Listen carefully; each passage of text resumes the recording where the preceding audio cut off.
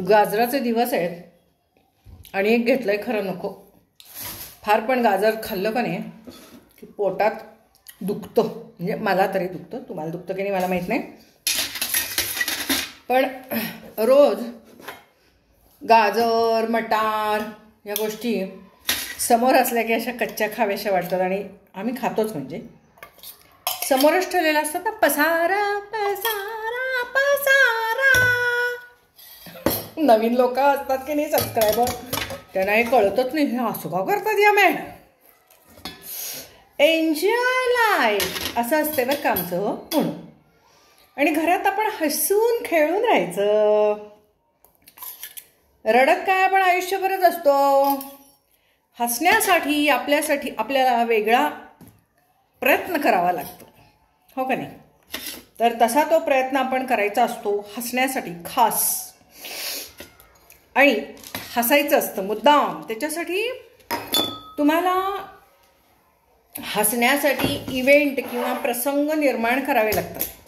वाईट वाटून घेण्यासाठी काही नाही. कुठं काय झालं की झालं तुम्हाला वाईट वाटायला, आणि अगदीच काही नसलं तर मागचं काहीतरी आठवून तुम्ही वाईट वाटून घेताच की. आवडीचे काम, हिनं हे म्हटली तिनं ते म्हटली, हो की नाही. तर हसत खेळत आणि जेवताना हसत खेळत जेवावे.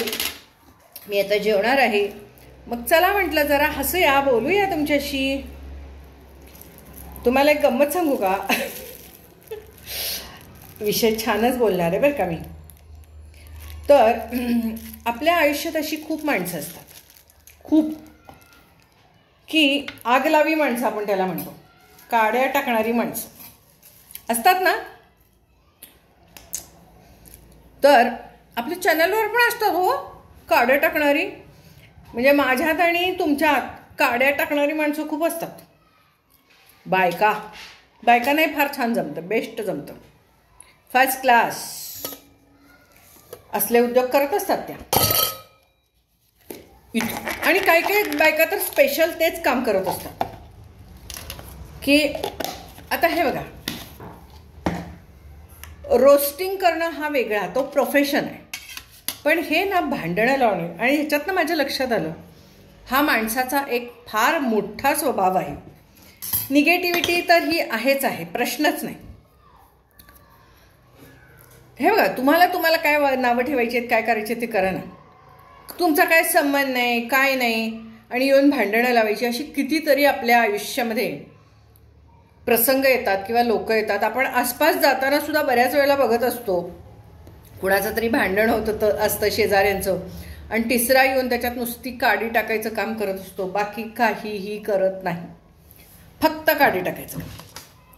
आणि हे काडी टाकणारी जी लोक असतात ना, त्यांचं कामच ते असतं, काड्या टाकणं, आग लावणं. आग लावे आडनाव असते काही, ती माणसं चांगली असतात ना, गोड असतात. पण ज्यांचं आडनाव आग लावे नसतं ते खूप आग लावत असतात दुसऱ्यांच्या रिलेशनमध्ये. दुसऱ्यांचं चांगलं न बघवल्यामुळे आग लावत असतात. काड्या टाकणे, तिनं त्या सासू सुनेमध्ये आग लावणारी भरपूर, त्यात नणंद नंबर 1चं काम करते, तिकडं सुनेची आई नंबर 1चं काम करते काड्या टाकण्याचं. नवरा बायकोत भांडणं होण्यासाठी भरपूरच काड्या टाकणारे मेंबर, अगदी शेजारी पाजारी, फ्रेंड सर्कल, हिचे फ्रेंड्स तिचे फ्रेंड्स, हिच्या बहिणी त्याच्या बहिणी, हिची आई तिची आई. हे वडील लोक पुरुष लोक असले उद्योग करत नाहीत, त्यांचं वेगळं चालू असतं काम, त्यांच्या व्यापात असतात ते.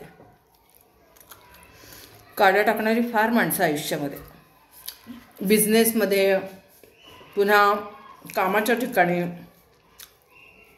तुम्ही अगदी खूप सिन्सिअरली कामं करत असता, बॉसने तुमचं कौतुक केलेलं दुसऱ्याला बघवत नाही, लगेच ते काड्या टाकायचं काम करतात. तर असा हा जो स्वभाव आहे ना काड्या टाकणे, अतिशय घाणेरडा. एक वेळ चहाड्या केलेल्या परवडल्या, पण काड्या टाकू नयेत, आग लावू नये. नवरा बायकोच्या नात्यात आग लावू नये, सासू सुनेच्या नात्यात आग लावू नये. हे जे करतात का नाही, त्यांच्यामुळे कुटुंब उद्ध्वस्त होतात. आग लावणारी माणसं मस्त मज्जा बघत बसतात, मस्त मज्जा. आणि आगीत तेलही का ओतायचं काम करत असतात ते.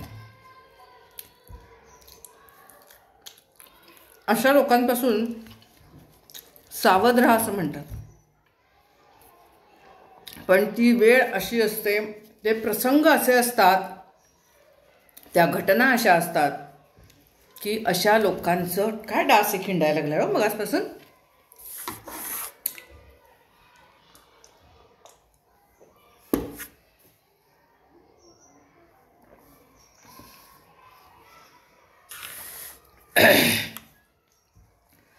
अशा लोकांपासून सावध राहावं असं म्हणतात.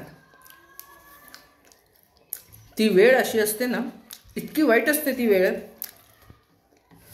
सासू सून म्हणा, फ्रेंड्स, बहिणी बहिणी, जावा जावा, नवरा बायको, खरं ही नाती किती घट्ट ना.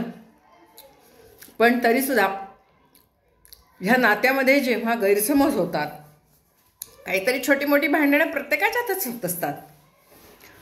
आणि ही जेव्हा भांडणं होतात ना, तेव्हा जेव्हा काड्या टाकल्या होतात तेव्हा ती आग लागते आणि त्या आगीत भस्मसात होऊन जातं सगळं. का माहिती आहे? कारण ही नाती असतात ना, ही रक्ताची नसतात. आता ही रक्ताची जी नाती असतात, आपण जे म्हणतो फक्त नवरा बायको हे नातं रक्ताचं नाही, सासरशी सुनेचं असलेलं नातं हे रक्ताचं नाही. त्यामुळे तिथे आग पटकन लागते, गैरसमज चटकन होता. रक्ताच्या नात्यामध्ये काय होतं माहिती का, जरी गैरसमज निर्माण झाले, भांडणं झाली, अगदी एकमेकांशी बोलणं टाळलं तरीसुद्धा उद्ध्वस्त होत नाही. रक्ताचं नातं असतं ते कुठंतरी बांधून ठेवतं. रक्ताच्या नात्यात कुठं ना कुठं तरी थोडीशी लेटगो असतं, दुर्लक्ष असतं, माफी असते, क्षमाशीलता असते. पण ही जी नाती आहेत, जी रक्ताची नाही आहेत, कायद्याने लागलेली नाती आहेत, पण फार महत्त्वाची नाती आहेत. आणि त्याच नात्यामध्ये काड्या घालणारी फार लोक असतात. आणि त्या काड्या पडतात, आगी लागतात, राख रांगोळी होते कुटुंबांची आणि संसाराची. मग आपल्याला असं वाटतं की आपल्याला जर का माहीत असतं की ही व्यक्ती आग लावतीये, तर आपण बाजूला व्हायला पाहिजे ना त्या व्यक्तीपासून. नाही, त्या प्रसंगात, त्या वेळेला ती आग लावणारी व्यक्ती महत्त्वाची वाटायला लागते आणि ती जे काय बोलेल तेच खरं वाटायला लागतं. त्यामुळे आग लावी व्यक्ती जी असते ती आणि आणि आणि आणि रॉकेल ओतत राहते, आगीत तेल टाकत राहते आणि आग ही फोफावेल कशी, पसरेल कशी, आग कशी विझणार नाही याकडे ती लक्ष देत असते. आग विझू दे, संसारात, नात्यात आग विझू दे म्हणून प्रयत्न करणारी माणसं फार कमी असतात. आग विझू दे असं वाटणारी खूप असतात, नातं टिकू दे असं वाटणारी खूप असतात. सासू सून असू दे, नवरा बायको असू दे. पण ते नातं टिकवण्यासाठी, आग विझवण्यासाठी प्रयत्न करावे लागतो. ते प्रयत्न करायची कुणाची इच्छा नसते, फक्त सगळेजण लांबून शुभेच्छा देणार, आग विझू दे, सगळं चांगलं होऊ दे. पण प्रत्यक्ष जाऊन, कारण काही वेळेला जी व्यक्ती आग विझवायचा प्रयत्न करते तिचे हातही स्वतःचे पोळतात. काही वेळेला होऊ शकतं ना असं, त्या आगीची झळ त्या व्यक्तीलाही पोहोचतेच. आणि त्यामुळे आजकालच्या जमान्यात कुणीही नात्यात ती आग विझवायला प्रयत्न करत नाहीत. आणि त्यामुळे आग लावणाऱ्यांचं फावतं.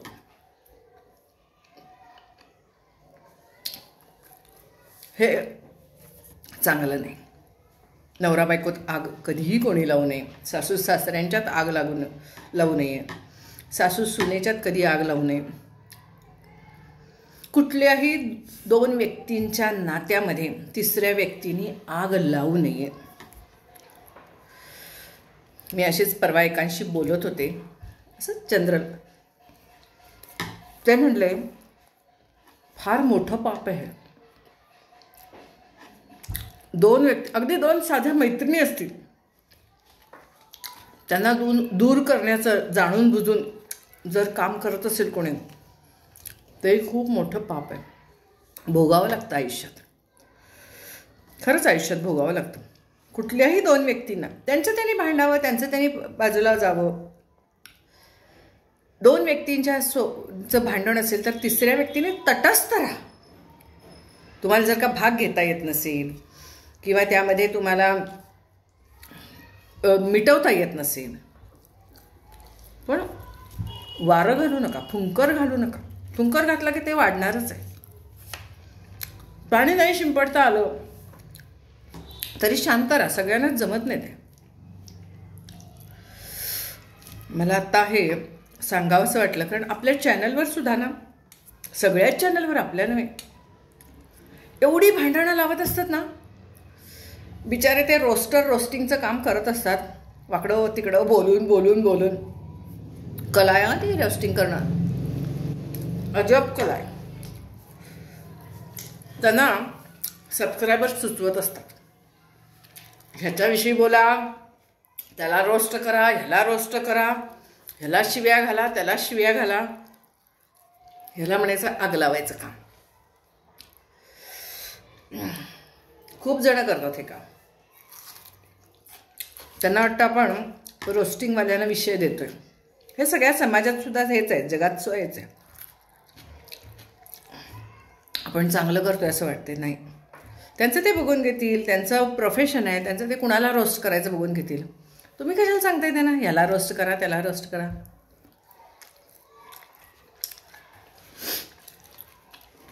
तसं हे मी 2-3 ठिकाणी बघितलं. लोक सुचवत असतात, ह्याला शिव्या घाल, त्याला शिव्या घाल. तुम्ही घाला की तुमचं चॅनल काढून. तुम्हाला कोण बंदी केली आहे? स्वतः पाप यायचं नाही, स्वतःच्या तोंडातनं काय वाईट जायला नको. आम्ही आपले चांगले, आम्ही कुठं काय बोललो, आम्ही फक्त ऐकलो, असं म्हणणारीच असतात. भांडणात ही तटस्थपणे एक वेळ नुसती मजा बघणारी परवडली, पण ही अशी काड्या घालणारी जी माणसं असतात ना संसारामध्ये, कुटुंबामध्ये, ती फार वाईट. आम्ही कुठं बोललो, इकडून ह्याचेही कान भरायचे, तिकडून त्याचेही कान भरायचे आणि लावायचे आगी आणि बघायची मजा. परवा ते सहज बोलत होते, तर ते म्हणले की नाही, ह्याचं आयुष्यामध्ये फळ चांगलं मिळत नाही.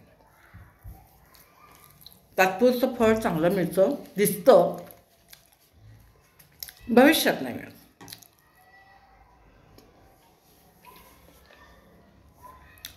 असं सहज आता आलं डोक्यात म्हणून हा विषय मी घेतला तुमच्याशी. तुम्ही जर का असं कुठं आग लावायचं काम करत असाल तर नका करू, अजिबात नका करू. विनंती आहे तुम्हाला. कुणाच्याच बाबतीत, ओळखीच्या बाबतीत, माहितीच्या बाबतीत, नात्यात कुठल्या, कधीही काडी टाकायचं काम करायचं नाही. काय वैयक्तिक भांडायचं असेल ना, ते वैयक्तिक भांडायचं कोणी जाऊ, पण काडी टाकून दुसऱ्या दोघांच्यात भांडणं लावून स्वतः मज्जा बघायची अजिबात करू नका. फार मोठं पातक आहे, फार मोठं. आणि शेवटी काय माहिती का, लोक काय म्हणतात, कुठं पुनर्जन्म बघितला आहे, आयुष्यात काय होणार आहे बघितलं आहे, कुठं काय, असं बोलतात. नाही, मी खूप ठिकाणी बघायला लागले अशी भांडणं लावलेली कुटुंब. भलेही ती एक नाही झालेली, परत त्यांची कुटुंब उद्ध्वस्तच झालेली आहेत, पण ज्यांनी भांडणं लावली आहेत ना, त्यांच्याही घरात सेम परिस्थिती निर्माण झालेली आहे. पूर्वी ह्या गोष्टी कळत नव्हत्या, आम्हाला लक्ष नसायचं इकडं तिकडं समाजामध्ये. पण आता कसं झालं आहे, जरा वेळ असतो ना आमच्याजवळ, आणि त्यात लेडीज डॉक्टर म्हटल्यावर येणारी सगळी असलीच की आमच्याकडं कन्सल्टिंगला, आणि इतर येण्यापेक्षा ह्या असलंच सगळं सांगणारीच सगळी जास्त.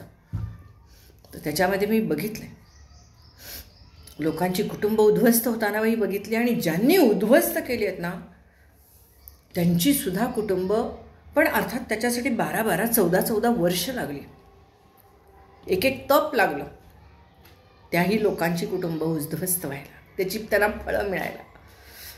पण झाली हं, बघितली डोळ्यांनी सुद्धा. त्यामुळे मला असं वाटतं की विशिष्ट वयानंतर आपला स्वभाव बदलत जातो, अनुभव जसे आपल्याला येत जातात, स्वतःलाच अनुभव येतात असं नाही. आपण जेव्हा परिस्थिती बघत जातो आसपास, वयोमनानुसार आपण परिस्थिती बघत राहतो, जग बदलताना बघत राहतो, आणि तेव्हा आपल्याला असं वाटतं, विचार बदलत जातात, स्वभाव बदलत जातात.